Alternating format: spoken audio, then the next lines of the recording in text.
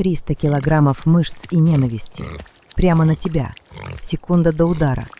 У тебя в руках только кусок острого камня, а за спиной 2 детей, которые уже 3 дня не ели ничего, кроме древесной коры. Если ты промахнешься сейчас, ты не просто умрешь, ты станешь кормом. Забудь сказки про сильных охотников с копьями. В неолите, если ты женщина и осталась одна, ты либо хищник, либо кусок мяса. Третьего не дано. Посмотри на нее. Грязная, изможденная.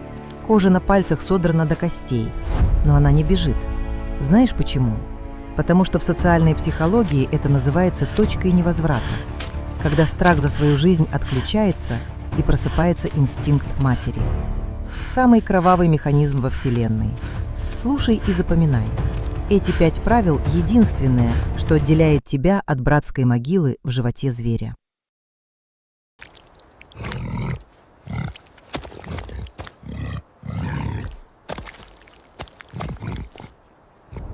Правило номер 1. Никогда не ищи еду, ищи смерть. Если ты вышла в лес за едой, ты расслаблена, ты ждешь прогулки. Но в 13-м тысячелетии до нашей эры еда – это ты. Ты должна чувствовать себя мертвой еще до начала охоты. Тогда ты перестанешь бояться. Она знала это. Она не шла за мясом. Она шла убивать того, кто пришел убить ее род. Правило номер 2. Твоя кожа – твоя главная улика. Кабан не видит тебя четко. Его глаза – мусор. Но его нос – это радар. Он чует твой пот, твой страх и твой цикл за 2 километра. Знаешь, что она сделала? Она не просто обмазалась глиной. Она втерла в свои волосы мочу старого мамонта, запах разложения и аммиака. Для кабана она перестала быть человеком. Она стала частью ландшафта, вонючей скалой, мимо которой он пройдет, не чуя добычи, до самого последнего момента. Видишь, как она замерла? Кабан стоит в 10 метрах. Огромный, черный, покрытый коркой из запекшейся грязи и смолы. Его клыки длиной с твою ладонь заточены о стволы сосен. Он не просто зверь, он хозяин, и он почувствовал, что в его лесу появился кто-то лишний. Правило номер 3. Кабан не боится боли, он боится высоты. Если ты начнешь тыкать в него камнем, ты его только разозлишь. Его шкура – это броня, которую не всегда пробивает даже кремниевый наконечник. Но у него есть слабое место – биологический баг. У кабана нет шейных позвонков для вертикального обзора, и у него короткие лапы. Он не умеет тормозить на склонах. Он сорвался с места. 300 килограммов мяса летят на нее со скоростью 50 километров в час. Это как если бы на тебя несся груженный мотоцикл, только с клыками. Она не бежит к деревьям, она бежит к обрыву. Ты думаешь, она сошла с ума? Нет, это психология охотника. Она заманивает его туда, где его вес станет его проклятием. Правило номер 4. Прыгай в колючки. Секунда. Полметра до столкновения. Она видит его налитые кровью глаза, чувствует вонь из его пасти. Прыгай! Она уходит в сторону. Самый густой кустарник терновника. Кабан не может затормозить. Его инерция чудовищна. Он пролетает мимо прямо в пропасть. Но этого мало. Он живучий. Он может подняться. Она не ждет, пока он упадет. Она прыгает следом, сверху, с камнем в руках. Весь ее вес, вся ее ненависть, вся ее любовь к детям в одном ударе. И что же дольше? Думаешь, падение с 5 метров его убило? Ошибаешься. Кабан – это сгусток ярости, который не умеет сдаваться. Он лежит там, на дне оврага, со сломанным хребтом, но его челюсти все еще ищут твою плоть. Ты стоишь наверху. Сердце колотится в горле, в ушах только звон. Но у тебя нет времени на триумф.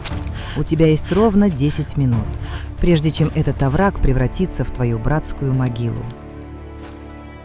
Правило номер 5. Кровь – это таймер.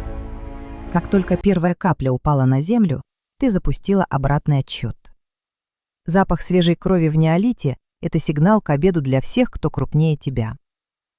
Саблезубые кошки, волки, пещерные гиены Они уже повернули головы в твою сторону. У тебя нет времени на чистую разделку. Она прыгает вниз, прямо на этого монстра. Видишь ее лицо? Это не лицо женщины из музея. Это лицо хищника. Глаза пустые, зубы оскалены. Она берет свой кремень и бьет. Не в шкуру, там броня. Она бьет в глаз. Единственное мягкое место, ведущее прямо в мозг. Все, тишина. Но теперь начинается настоящий кошмар. Тебе нужно забрать мясо. Ты одна. Ты не можешь унести 300 килограммов. Тебе нужно выбрать самое ценное и делать это быстро. Знаешь, что она делает дальше? То, от чего тебя бы стошнило. У нее нет стального ножа, чтобы аккуратно снять филе. Она рвет жилы руками. Она вгрызается зубами в горячую плоть, чтобы отделить куски.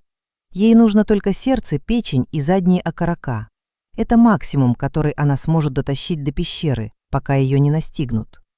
В ее голове сейчас работает древний калькулятор калорий. Она профессиональный копирайтер своей судьбы, и каждая ошибка в этом тексте выживания – это смерть ее детей.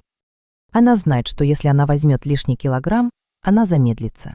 Если замедлится, ее съедят. Слышишь? Это не ветер. Это смелодон. Саблезубая кошка весом в полтонны. Он уже учуял медь. Он идет на запах. Медленно, уверенно. Он знает, что добыча никуда не денется. Она закидывает окровавленный окорок на плечо. Кровь стекает по ее спине, пропитывая шкуру.